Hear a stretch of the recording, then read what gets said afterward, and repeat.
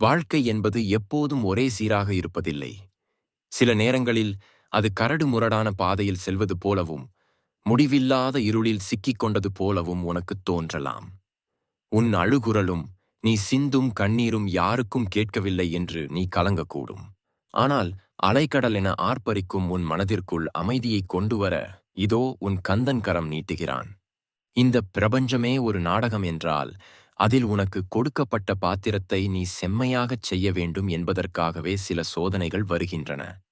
இடி இடித்தால்தான் மழை வரும், நிலம் பிளந்தால்தான் முளை வரும். அதுபோலவே உன் மன உறுதி சோதிக்கப்பட்டால்தான் உன் வெற்றியின் ஒளி பிரகாசிக்கும். என் வேல் எப்படி அசுரர்களை அழித்து அமைதியை நிலைநாட்டியதோ, அப்படியே உன் கவலைகளைத் தகர்த்து உனக்குத் துணையாக நான் இருக்கிறேன். இதோ ஆறுமுகன் உன் அகக்கண்ணைத் திறந்து ஆறுதல் மொழிகளை வழங்குகிறான். கலங்காதே, நான் இருக்கிறேன். உன் பாரத்தை இறக்கி வை. நீ எதை இழந்துவிட்டதாக கருதி வருந்துகிறாயோ, அதைவிட மேலான ஒன்றை உனக்குத் தரவே நான் காத்திருக்கிறேன். நீ தனியாள் அல்ல. உன் ஒவ்வொரு மூச்சிலும், ஒவ்வொரு அடியிலும் உனக்கு நிழலாக நான் தொடர்ந்து வந்து கொண்டிருக்கிறேன். அன்பு மகனே, மகளே, நீ இன்று சுமந்து கொண்டிருக்கும் மனபாரம் எனக்குத் தெரியும். ஏதோ ஒன்றை உயிராகக் கருதி அது கையை விட்டுப் போனதும் இந்த உலகமே முடிந்து விட்டது என்று கண்ணீர் வடிக்கிறாய். உனக்கு ஒரு சிறிய கதை சொல்கிறேன், கேள். ஒரு சிற்பி ஒரு அழகான கல்லைச் செதுக்கிக் கொண்டிருந்தான். அந்தக் கல்லின் ஒரு பகுதி உடைந்து சிதறியபோது அந்தக் கல் அழுதது. ஐயோ, என் உடலின் ஒரு பகுதியை இழந்து விட்டேனே, இனி நான் அழகற்றுப் போவேன் என்று வருந்தியது. ஆனால் அந்தச் சிற்பியோ உடைந்த இடத்தைச் சீர் செய்து அந்தக் கல்லை ஒரு தெய்வீகச் சிலையாக மாற்றினான். இப்போது அந்த பழைய கல்லை விட இந்தச் சிலை பல மடங்கு மதிப்பும் அழகும் பெற்றது. உன் வாழ்க்கையும் அந்தச் சிற்பியின் கையில் இருக்கும் கல்லை போன்றதுதான். உன் கையில் இருக்கும் ஏதோ ஒன்று பறிபோகிறது என்றால், உன் கைகள் காலியாக இருந்தால்தான் நான் தரும் மிகப்பெரிய பரிசை உன்னால் வாங்க முடியும் என்பதால்தான் அந்த இழப்பு நிகழ்கிறது. நீ எதை இழந்துவிட்டதாக கருதி ஏங்குகிறாயோ, அது உனக்குச் சுமையாக இருந்திருக்கலாம், அல்லது உன் வளர்ச்சிக்குத் தடையாக இருந்திருக்கலாம். அதை நான் அகற்றியது உனக்கு ஒரு புதிய பாதையைக் காட்டுவதற்காகத்தான். நான் தனிமரம், எனக்கு யாரும் இல்லை என்று நீ நினைக்காதே. கடலில் தத்தளிக்கும் கப்பலுக்கு கலங்கரை விளக்கம் எப்படி வழிகாட்டுமோ, அப்படியே உன் இருள் சூழ்ந்த நேரங்களில் நான் உனக்கு ஒளியாக இருப்பேன். நீ நடக்கும் பாதையில் உனக்கு முன்னே நான் உன் தடைகளை நீக்கிக் கொண்டு செல்கிறேன். உனக்கு பின்னே உன்னை விழுந்து விடாமல் தாங்கிக் கொண்டு வருகிறேன். ஒவ்வொரு முறையும் நீ பெருமூச்சு விடும்போது அந்த மூச்சுக் காற்றில் என் நாமம் கலந்திருக்கிறது. நீ எடுக்கும் ஒவ்வொரு அடியிலும் உன் நிழலாக நான் தரை விரித்து கிடக்கிறேன். உன் கண்ணீர் துளிகள் மண்ணில் விழுவதற்கு முன்பே என் கரங்களில் ஏந்திக் கொள்கிறேன். இழந்ததை எண்ணி வருந்துவதை விட்டுவிட்டு இனி நான் தரப்போகும் அதிசயத்திற்காக உன் மனதை தயார் செய். மலரப்போகும் வசந்தம் உனக்காக காத்திருக்கிறது. உன் கந்தன் நான் உன்னோடு என்றும் இருக்கிறேன். இன்று நீ அனுபவிக்கும் துன்பம் நிரந்தரமானது அல்ல. இரவு எவ்வளவு நீண்டதாக இருந்தாலும் சூரியன் உதிப்பதை தடுக்க முடியாது. உன் வாழ்வில் இப்போது சூழ்ந்திருக்கும் இருள் விலகும் நேரம் நெருங்கிவிட்டது. பொறுமையாக இரு, நல்ல மாற்றம் நிகழும். அன்பு மகனே, மகளே, ஏன் எனக்கு மட்டும் இந்த நிலை? இந்த துன்பம் எப்போதுதான் முடியும் என்று நீ கடிகார முட்களை பார்த்து கலங்குவது என் செவிகளில் விழுகிறது. உனக்கு ஒரு சிறிய ரகசியத்தைச் சொல்கிறேன், கேள். ஒருமுறை ஒரு மன்னன் தன் அமைச்சரிடம், மகிழ்ச்சியாக இருக்கும்போது பார்த்தால் வருத்தத்தையும், வருத்தமாக இருக்கும்போது பார்த்தால் நிம்மதியையும் தரக்கூடிய ஒரு வாசகத்தை எனக்குச் சொல் என்றான். அந்த அமைச்சர் ஒரு மோதிரத்தில் இதுவும் கடந்து போகும் என்று எழுதிக் கொடுத்தார். அதுதான் காலச்சக்கரத்தின் நீதி. நீ இப்போது அனுபவிக்கும் இந்த துன்பம் ஒரு மேகமூட்டம் போன்றது. அது சூரியனைச் சிறிது நேரம் மறைக்கலாமே தவிர சூரியனையே அழித்துவிட முடியாது. உன் வாழ்வில் இப்போது சூழ்ந்திருக்கும் இருள் விடியலுக்கு முந்தைய அடர் இருள் என்பதை மறந்துவிடாதே. இரவு எவ்வளவு நீளமாக பயங்கரமாகத் தோன்றினாலும், கிழக்கு வெளுப்பதையும் சூரியன் தன் கரங்களால் இருளைக் கிழிப்பதையும் எவராலும் தடுத்து நிறுத்த முடியாது. காலம் என்பது ஒரு சக்கரம். மேலே இருப்பவன் கீழே வருவதும், கீழே இருப்பவன் மேலே செல்வதும் அதன் இயல்பு. இன்று நீ கீழே விழுந்து கிடப்பதாக எண்ணி வருந்தாதே. சக்கரம் சுழலும்போது நீ உச்சாணி கொம்பிற்குச் செல்லும் காலம் வெகு தொலைவில் இல்லை. ஒரு விதை மண்ணுக்குள் புதைக்கப்படும்போது அது இருட்டில் மூச்சு திணறி அழுதிருக்கலாம். ஆனால் அந்த இருளும் அழுத்தமும் தான் அந்த விதையை பிளந்து ஒரு பெரிய விருட்சமாக மாற்றுகிறது. உன் வாழ்க்கையில் இப்போது நடக்கும் போராட்டங்களும் அப்படித்தான். உன்னை அழிப்பதற்காக அல்ல, உன்னை ஒரு மகத்தான மனிதனாக உருவாக்குவதற்காகவே இந்தச் சோதனைகள். பொறுமை என்பது வெறும் காத்திருப்பு அல்ல, அது நம்பிக்கையோடு கூடிய காத்திருப்பு. என் அப்பன் முருகன் எனக்கு நல்லதையே செய்வான் என்ற உறுதியோடு நீ அமைதியாக இரு. ஆற்றில் வெள்ளம் வரும்போது சேறு கலங்கலாகத்தான் இருக்கும். ஆனால் சிறிது நேரம் அமைதியாக இருந்தால் சேறு அடியில் தங்கித் தெளிந்த நீர் மேலெழும்பும். அதுபோலவே உன் மனக்குழப்பங்களை என்னிடம் விட்டுவிடு. உன் விதியை மாற்றும் வலிமை என் வேலுக்கு உண்டு. காலம் கனியும் வரை பொறுத்திரு. உன் வாழ்வில் வீசப்போகும் வசந்தக் காற்று உன் துயரங்கள் அனைத்தையும் தூர்வாரிச் செல்லும். நல்ல மாற்றம் நிகழும். அது மிக விரைவில் உன் வாசற்படியைத் தட்டும். பகைவனையும் பயத்தையும் வெல்லும் ஞானவேல் உனக்குள்ளேயே இருக்கிறது. உன் தன்னம்பிக்கை தான் அந்த வேல். அந்த வேலை கையில் எடு. உன்னால் முடியாதது எதுவுமில்லை. சோதனைகளைக் கண்டு அஞ்சாமல் அவற்றை சாதனைகளாக மாற்றும் துணிவைப் பெறு. அன்பு மகனே, மகளே, என்னிடம் வலிமை இல்லையே, என்னால் இந்த போராட்டத்தை எதிர்கொள்ள முடியவில்லையே என்று நீ கவலைப்படுவதைக் கேட்கிறேன். உனக்கு ஒரு ரகசியம் சொல்கிறேன், கேள். ஒருமுறை ஒரு சிற்பி ஒரு பெரிய பாறையை செதுக்கி ஒரு அழகான வேல் செய்ய முயன்றான். ஆனால் அந்த பாறைக்குள் ஏற்கனவே ஒரு வேல் மறைந்திருப்பதை அவன் அறிந்திருக்கவில்லை. அவன் செய்ய வேண்டியதெல்லாம் அந்த வேலுக்கு மேலே மூடியிருந்த தேவையற்ற கற்களையும் மண்ணையும் அகற்றுவது மட்டும்தான். உன்னுடைய நிலையும் அதுதான். நீ தேடி அலையும் அந்த வெற்றி வேல் பழனி மலையிலோ அல்லது திருச்செந்தூர் கடலிலோ மட்டுமில்லை. அது உன் இதயத்தின் ஆழத்தில், உன் ஆன்மாவின் ஒளியாக குடிகொண்டிருக்கிறது. உன் பயம், உன் சந்தேகம், உன் தாழ்வு மனப்பான்மை என்னும் தேவையற்ற மண் படலங்கள் அந்த வேலை மறைத்துக் கொண்டிருக்கின்றன. பகைவன் என்பது வெளியே இருப்பவன் அல்ல, உனக்குள் இருக்கும் பயம்தான் உன் முதல் பகைவன். என்னால் முடியுமா என்ற சந்தேகம் வரும்போதெல்லாம் அந்த ஞான வேலை உன் மனக்கண்ணால் பார். சூரபத்மனை வெல்ல நான் ஏந்திய அந்த வேல் வெறும் இரும்பினால் ஆனது அல்ல. அது பேரறிவின், ஞானத்தின் வடிவம். அறிவு தெளிவும் அசைக்க முடியாத தன்னம்பிக்கையும் உன்னிடம் இருந்தால் அந்த வேல் உனக்குள் சுடர்விடும். சோதனைகள் உன்னை தாக்கும்போது அவை உன்னை அழிக்க வந்த அசுரர்கள் என்று நினைக்காதே. அவை உன்னை செதுக்க வந்த ஒளி என்று நினை. ஒரு வைரம் எப்படி பலமுறை தேய்க்கப்பட்ட பிறகுதான் ஜொலிக்கிறதோ, அப்படி நீயும் இந்தச் சோதனைகளால் பட்டை தீட்டப்படுகிறாய். உன் தன்னம்பிக்கையை ஒருமுறை தட்டி எழுப்பு. என்னால் முடியும், என் அப்பன் முருகன் தந்த வேல் என்னிடம் இருக்கிறது என்று ஒருமுறை நெஞ்சில் கை வைத்துச் சொல். அப்போது பார், உன்னை அச்சுறுத்திய அந்த பெரிய மலை போன்ற பிரச்சனைகள் எல்லாம் பனி போல உருகிப் போகும். வேல் என்பது கூர்மையானது, அது அறியாமையைத் துளைக்கும். உன்னால் முடியாதது இந்த உலகில் எதுவுமே இல்லை. உன் பலவீனங்களை வேறு அறுத்து துணிச்சலோடு எழுந்து நில். சோதனைகளை உனது சாதனைகளுக்கான படிக்கட்டுகளாக மாற்று. உன் கையில் இருக்கும் அந்த அதிரடி ஆயுதம் உன் மன உறுதிதான். அந்த வேலை உயர்த்திப் பிடி. வெற்றி தேவதூதனாக நீ வலம் வருவாய்.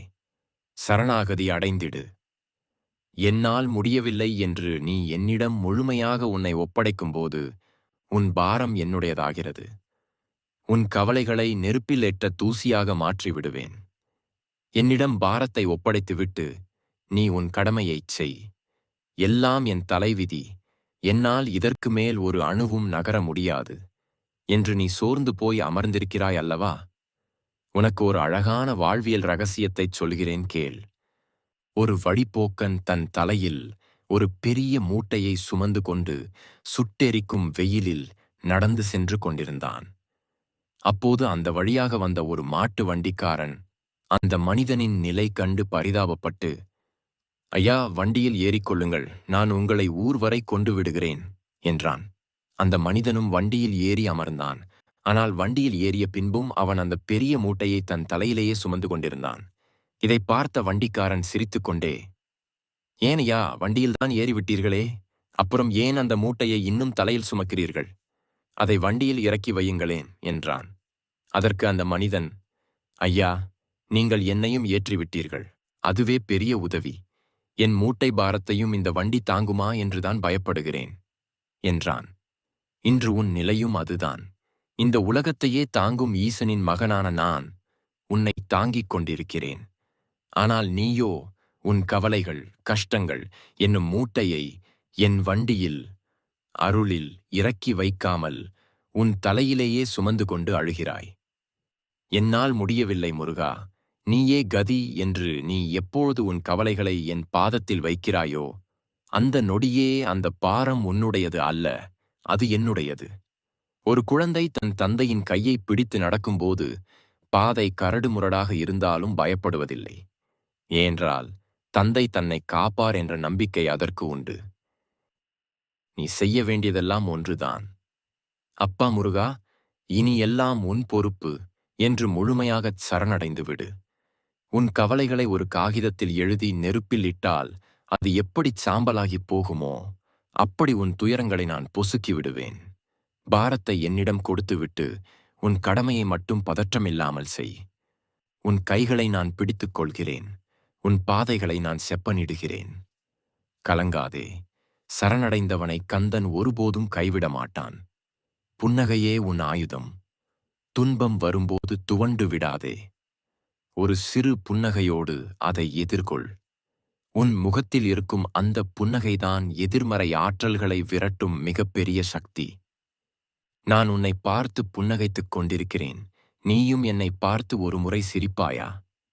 அன்பு மகனே, மகளே, உன் முகம் ஏன் இத்தனை வாட்டமாக இருக்கிறது? கண்ணீர் உன் கண்களை மறைப்பதால் உன் அருகிலேயே நின்று நான் சிரித்துக் கொண்டிருப்பது உனக்கு தெரியவில்லை போலிருக்கிறது. உனக்கு ஒரு கதை சொல்கிறேன், கேள். ஒரு இருண்ட குகைக்குள் பல ஆயிரம் ஆண்டுகளாக இருள் ஆட்சி செய்து கொண்டிருந்தது. ஒரு நாள் ஒரு சிறு மெழுகுவர்த்தி அந்த பக்கம் வந்தது. அந்த மெழுகுவர்த்தி குகைக்குள் நுழைந்த அந்த நொடியே அத்தனை ஆயிரம் ஆண்டுக்கால இருளும் ஓடி மறைந்தது. அந்த இருள் அலறிக்கொண்டே கேட்டது, நீ எப்படி இவ்வளவு பெரிய என்னை விரட்டினாய் என்று. அதற்கு அந்த மெழுகுவர்த்தி சிரித்துக்கொண்டே சொன்னது, நான் உன்னை விரட்டவில்லை, என் ஒளியைக் காட்டினேன், நீயாகவே மறைந்துவிட்டாய் என்று. உன் வாழ்க்கையில் வரும் துன்பங்களும் அந்த இருளைப் போன்றவைதான். அந்த இருளை விரட்ட நீ கத்தவோ அழவோ தேவையில்லை.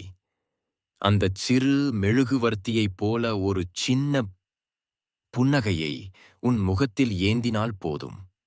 நீ புன்னகைக்கும்போது உன்னை சுற்றி இருக்கும் எதிர்மறை எண்ணங்கள், பொறாமை, பயம், கவலை ஆகிய அசுரர்கள் தானாகவே விலகி ஓடுவார்கள். புன்னகை என்பது வெறும் உதடுகளின் அசைவு அல்ல.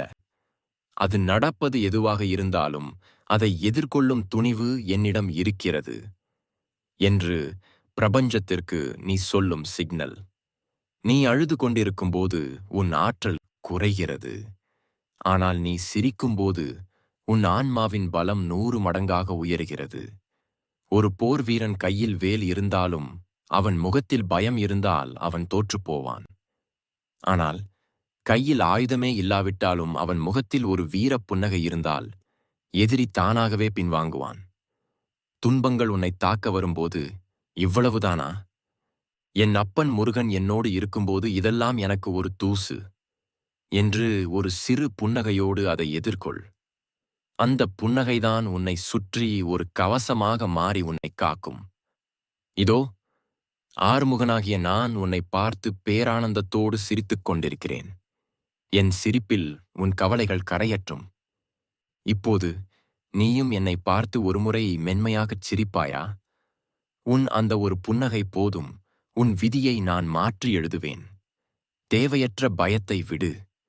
நாளை என்ன நடக்கும் என்ற கவலை உன்னை இன்று வாழ விடாமல் தடுக்கிறது. கடந்து போனவை போயின, நடக்கப் போவதை நான் பார்த்துக் கொள்வேன். இந்த நொடியில் வாழ். பயம் என்பது ஒரு மாயை. அதை உன் மனதிலிருந்து வேரோடு பிடுங்கி எறி. அன்பு மகனே, மகளே, நாளை என்னவாகுமோ, என் வாழ்க்கை என்ன கதியாகுமோ என்று நீ இன்று உண்ணும் உணவிலும் உறக்கத்திலும் நிம்மதி இழந்து தவிப்பதைக் காண்கிறேன். உனக்கு ஒரு கதை சொல்கிறேன் கேள். ஒரு பெரிய ஆலமரத்தின் அடியில் ஒரு வழிப்போக்கன் அமர்ந்திருந்தான். அந்த மரத்தில் ஒரு பறவை தன் குஞ்சுகளுக்கு உணவூட்டிக் கொண்டிருந்தது. அந்த மனிதன் நினைத்தான், இந்த பறவைக்கு நாளைக்கு உணவு கிடைக்குமா என்ற கவலை இல்லையே, அது சேமித்து வைக்கவும் இல்லையே, ஆனாலும் அது எவ்வளவு மகிழ்ச்சியாக பாடுகிறது என்று. அப்போது பலத்த காற்று வீசியது, மழை மேகங்கள் சூழ்ந்தன. அந்த மனிதன் பயந்து நடுங்கினான். ஐயோ, நாளை பெருமழை பெய்தால் இந்த மரம் விழுந்து விடுமோ, நாம் எங்கே போவோம் என்று கவலைப்பட்டான்.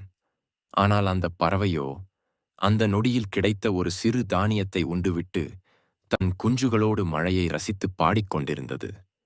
அந்த பறவைக்குத் தெரியும், அதை படைத்தவன் அதற்குரிய உணவை நாளைக்கும் தருவான் என்று. உன் நிலையும் அந்த வழிப்போக்கனைப் போலத்தான் இருக்கிறது. நேற்று நடந்த கசப்பான சம்பவங்கள் ஒரு பாரமாக உன் முதுகில் இருக்கிறது. நாளை நடக்கப் போகும் கற்பனை பயங்கள் ஒரு நிழலாக உன்னை அச்சுறுத்துகிறது. இந்த இரண்டுக்கும் இடையில் இன்று என்ற அழகான பரிசை நீ அனுபவிக்க மறந்துவிடுகின்றாய். பயம் என்பது ஒரு கயிறு. அதை இருட்டில் பார்த்து பாம்பு என்று நீ நினைத்து நடுங்குகிறாய். நான் ஞான ஒளியை ஏற்றும்போது பார், அங்கே பாம்பு இல்லை, வெறும் கயிறுதான் இருக்கிறது என்று உனக்கு புரியும். நாளை என்பது இன்னும் பிறக்கவே இல்லை, அது என் கையில் இருக்கிறது. நடக்காத ஒன்றை நினைத்து இன்று நீ ஏன் கண்ணீர் வடிகிறாய்? கடந்து போனவை காய்ந்த இலைகளைப் போல உதிர்ந்து விட்டன. அவற்றை மீண்டும் கிளறாதே. நாளை என்பது ஒரு மூடிய புத்தகம். அதை திறக்க வேண்டிய நேரத்தில் நானே திறப்பேன். இந்த நொடி, இந்த நிமிடம் உனக்கு கொடுக்கப்பட்ட வரம். முருகன் என்னோடு இருக்கிறான், அவன் பார்த்துக் கொள்வான் என்ற மகா மந்திரத்தை நெஞ்சில் இருத்தி பயத்தை வேரோடு பிடுங்கி எறி. ஒரு தந்தை தன் குழந்தையை தோளில் சுமந்து செல்லும்போது அந்த குழந்தை, அப்பா எங்கே அழைத்துச் செல்கிறார், வழி சரியாக இருக்குமா என்று கவலைப்படுவதில்லை. தந்தையின் மீது அதற்கு அசைக்க முடியாத நம்பிக்கை உண்டு. அதே நம்பிக்கையை என் மீது வை. நாளை உனக்குத் தேவையானதை நான் ஏற்கனவே தயார் செய்துவிட்டேன். நிம்மதியாக இரு. இந்த நொடியைக் கொண்டாடு. வெற்றி உனதே. தாமதிப்பது என்பது மறுப்பதாகாது. உன் உழைப்பிற்கும் நேர்மைக்கும் உரிய பலன் நிச்சயமாக உன்னை வந்து சேரும்.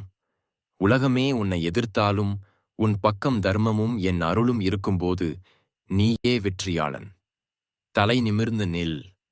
இவ்வளவு உழைத்தும் எனக்கு இன்னும் வெற்றி கிடைக்கவில்லையே, மற்றவர்கள் எல்லாம் முன்னேறிச் செல்கிறார்களே, எனக்கு மட்டும் ஏன் இந்த தாமதம் என்று நீ ஏங்கித் தவிப்பதை நான் காண்கிறேன்.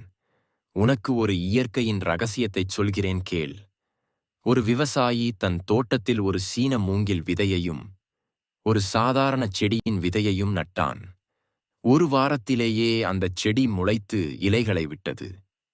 ஒரு மாதத்தில் பூக்கள் பூத்தன. ஆனால் அந்த மூங்கில் விதையோ மண்ணுக்குள் அப்படியே இருந்தது. ஓராண்டு முடிந்தது. செடி பெரியதாக வளர்ந்து விட்டது. ஆனால் மூங்கில் விதையிலிருந்து ஒரு சிறு துளிர் கூட வரவில்லை. இப்படியே 4 ஆண்டுகள் கடந்தன. அந்த விவசாயி தளராமல் அதற்கு நீர் ஊற்றிக்கொண்டே இருந்தான். 5ஆம் ஆண்டு வந்தபோது ஒரு அதிசயம் நிகழ்ந்தது. அந்த மூங்கில் விதை மண்ணை பிளந்து வெளியே வந்து வெறும் 6 வாரங்களில் 80 அடி உயரத்திற்கு வளர்ந்து நின்றது. அந்த 4 ஆண்டுகளில் அந்த மூங்கில் என்ன செய்தது தெரியுமா? மேலே வளர்வதற்குத் தேவையான பலமான வேர்களை பூமிக்கு அடியில் ஆழமாக பரப்பிக் கொண்டிருந்தது. இன்று உன் வாழ்க்கையில் ஏற்படும் தாமதமும் அந்த மூங்கில் விதையைப் போன்றதுதான். உனக்கு நான் தரப்போகும் வெற்றி மிகப் பெரியது. அந்த வெற்றியை தாங்கிக் கொள்ளும் அளவிற்கு உனக்கு மன உறுதியையும் பக்குவத்தையும் நான் தந்து கொண்டிருக்கிறேன். தாமதிப்பது என்பது நான் உனக்கு வெற்றியை மறுப்பதாக பொருள் கொள்ளாதே. சரியான நேரத்தில் சரியான முறையில் அதை உனக்கு வழங்கவே காத்திருக்கிறேன். உலகமே உன்னை ஏளனமாக பார்த்தாலும் உன் உழைப்பில் நேர்மை இருக்குமானால் உன் பக்கம் நான் இருக்கிறேன். தர்மம் எங்கு இருக்கிறதோ அங்குதான் வெற்றியும் இருக்கும். சூரபத்மன் பெரும் படைகளோடும் மாய சக்திகளோடும் நின்றான். ஆனால் தர்மம் என் பக்கம் இருந்ததால் என் ஒரு வேல் அந்த அசுரக் கூட்டத்தையே அழித்தது. உன் நேர்மையும் என் அருளும் இணையும்போது எத்தகைய தடைகளும் தூசியாகிப் போகும். தோல்வி என்ற சொல்லே என் அகராதியில் இல்லை. அப்படி இருக்கும்போது என் பக்தனான உனக்கு தோல்வி எப்படி வரும்? சோர்ந்து அமர்ந்தது போதும், எழுந்து நில். உன் தலை நிமிர்ந்து நடக்கட்டும். உனக்கான கிரீடத்தைச் சுமக்க உன் தலை தகுதியானது என்பதை உலகுக்கு நிரூபிக்கும் காலம் வந்துவிட்டது. வெற்றி உன் வாசல் தேடி வரும். அதுவரை உன் நம்பிக்கையை கைவிடாதே. என்றும் உன்னோடு. நீ எங்கு சென்றாலும் எந்த நிலையில் இருந்தாலும் முருகா என்று ஒருமுறை நினைத்தால் போதும். உன் இதயத் துடிப்பில் நான் எதிரொலிப்பேன். உன் கண்ணீரைத் துடைக்க என் கரங்கள் எப்போதும் நீண்டிருக்கும். அச்சம் தவிர், அமைதி கொள். நான் உன்னோடு இருக்கிறேன். அன்பு மகனே, மகளே, நாம் இவ்வளவு நேரம் பேசிய அனைத்து வார்த்தைகளும் ஒருபுறம் இருக்கட்டும். ஆனால் இந்த ஒரு உண்மையை மட்டும் உன் ஆன்மாவின் ஆழத்தில் ஆணித்தரமாக பதித்துக்கொள். கடவுள் எங்கோ மலையிலேயோ அல்லது எட்டாத தூரத்திலேயோ இருக்கிறார் என்று நீ நினைப்பதுதான் உன் முதல் பலவீனம். உனக்கு ஒரு பரம ரகசியத்தைச் சொல்கிறேன், கேள். ஒரு கடலில் இருக்கும் ஒரு சிறு அலை தன்னை தனிமையானது என்று நினைத்து வருந்தியது. நான் சிறியவள், இந்த கடல் மிகப்பெரியது என்று அது அழுதது. ஆனால் அந்த கடலோ சிரித்துக்கொண்டே சொன்னது, அன்பு அலையே, நீ கடலில் இல்லை, நீயேதான் கடல். நீ எழும்போதும் நான் உன்னோடு இருக்கிறேன், நீ அடங்கும்போதும் நான் உன்னோடு இருக்கிறேன் என்று. உன் நிலையும் அதுதான். நீ என்னிடமிருந்து பிரிக்க முடியாத என் அம்சம்.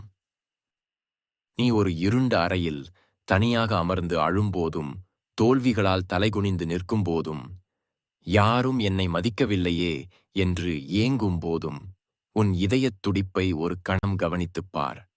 அந்தத் துடிப்பில் ஓம் சரவணபவ் என்ற என் நாமம் மெல்லிய ஒலியாக கேட்டுக்கொண்டே இருக்கும். நீ எங்கு சென்றாலும் எந்த திசையில் நடந்தாலும் ஒருமுறை கண்களை மூடி முருகா என்று உன் மனதிற்குள் அழைத்துப் பார். அந்த நொடியே ஆகாயத்திலிருந்து ஒரு மின்னல் இறங்குவது போல என் அருள் உன்னுள் பாயும். உன் கண்ணீரைத் துடைக்க என் பீதாம்பரம் எப்போதும் தயாராக இருக்கிறது. உலகத்தவர் உன்னை கைவிடலாம், ஆனால் உன்னை படைத்த நான் உன்னை ஒருபோதும் கைவிட மாட்டேன். அச்சம் என்பது உன் அகராதியிலேயே இருக்கக்கூடாது. சிங்கத்தின் குட்டி எப்படி எதற்கும் அஞ்சாமல் கம்பீரமாக நடக்குமோ, அப்படி என் பக்தனாகிய நீ இந்த பூமியில் தலை நிமிர்ந்து நடக்க வேண்டும். சோதனைகள் வரும்போது ஏன் எனக்கு என்று கேட்காதே. என் அப்பன் என்னோடு இருக்கும்போது இதையெல்லாம் நான் எளிதாகக் கடப்பேன் என்று உரக்கச் சொல். அமைதி கொள் மகனே, மகளே. ஆர்ப்பரிக்கும் கடல் அலைகளுக்கு அடியில் எப்படி ஒரு பேரமைதி இருக்குமோ, அப்படி உன் மனதின் ஆழத்தில் அமைதியை நிலைநாட்டு. உன் ஒவ்வொரு சொல்லிலும் நான் இருக்கிறேன். உன் ஒவ்வொரு செயலிலும் நான் இருக்கிறேன். நீ தனியாள் அல்ல, நீ ஒரு மகா சக்தி. இனி உன் வாழ்வில் இருள் இல்லை, கவலை இல்லை. நான் என்றும் உன்னோடு, உனக்காக, உனக்குள்ளேயே இருக்கிறேன். வாழ்க்கை எனும் இந்த பெருங்கடலில் நீ ஒரு சிறு படகைப் போல தத்தளித்துக் கொண்டிருந்தபோது, திசை தெரியாமல் திகைத்த உன் கைகளைப் பற்றிக் கொள்ள இதோ உன் தமிழ்க் கடவுள் முருகன் முன் வந்திருக்கிறான். இந்த 8 பகுதிகளும் வெறும் வார்த்தைகள் அல்ல, இவை உன் மனக்கதவைத் தட்டும் நம்பிக்கையின் ஒலிகள். இதுவரை நீ சுமந்த கண்ணீரும் வலிகளும் ஏமாற்றங்களும் ஒரு முடிவுக்கு வந்துவிட்டன என்பதை உன் உள்மனம் இப்போது மெல்ல உணரத் தொடங்கியிருக்கும். மலையின் உச்சியில் இருக்கும் என் திருவுருவத்தை சிலையாக பார்ப்பதை விட்டுவிட்டு, உன் சிரமமான நேரங்களில் உனக்கு தோள் கொடுக்கும் ஒரு உற்ற நண்பனாக, வழிகாட்டும் குருவாக, அன்பு காட்டும் தந்தையாக என்னை உன் இதயத்தில் பிரதிஷ்டை செய்து கொள். நம்பிக்கை இருக்கும் இடத்தில் பயத்திற்கு வேலையில்லை. நீ எதைச் செய்தாலும், எங்கு சென்றாலும் முருகன் பார்த்துக் கொள்கிறான் என்ற ஒற்றை மந்திரத்தை உன் மூச்சாக மாற்றிக்கொள். ஒரு தாய் தன் குழந்தைக்கு எது தேவையோ அதை சரியான நேரத்தில் தருவதைப் போல, உன் நியாயமான கோரிக்கைகளையும் கனவுகளையும் நான் நிறைவேற்றித் தருவேன். உன் வாழ்வில் ஏற்படும் ஒவ்வொரு தடையும் உன்னை தகர்ப்பதற்காக அல்ல, உன்னை தகதகவென மின்னச் செய்வதற்காகவே என்பதை ஒருபோதும் மறக்காதே. இன்று முதல் நீ புதிய மனிதனாக விழித்தெழு. உன் கண்கள் நம்பிக்கையை பார்க்கட்டும். உன் கால்கள் லட்சியத்தை நோக்கி வீறுநடை போடட்டும். உன் இதயம் அமைதியில் திளைக்கட்டும்.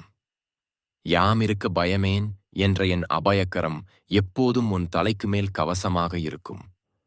கடலில் கரைந்த உப்பு மீண்டும் தனித்துத் தெரியாதது போல என் அருளில் நீ கரைந்துவிடு. அப்போது உனக்கு துன்பம் என்பது தெரியவே தெரியாது. எப்போது உன் மனம் சோர்வடைகிறதோ அப்போது மீண்டும் இந்த பேய்களை புரட்டிப்பார். நான் உன்னோடு பேசுவதை உணர்வாய். நிம்மதியாக உறங்கு, உற்சாகமாகச் செயல்படு. வெற்றி உன் நிழலாய் உன்னைத் தொடரும். உன்னை படைத்தவன் நான் இருக்கையில் உனக்கு ஒரு குறையும் வராது. என்றும் மாறாத பேரன்புடன் உன் கந்தன் உன்னோடு இருக்கிறேன்.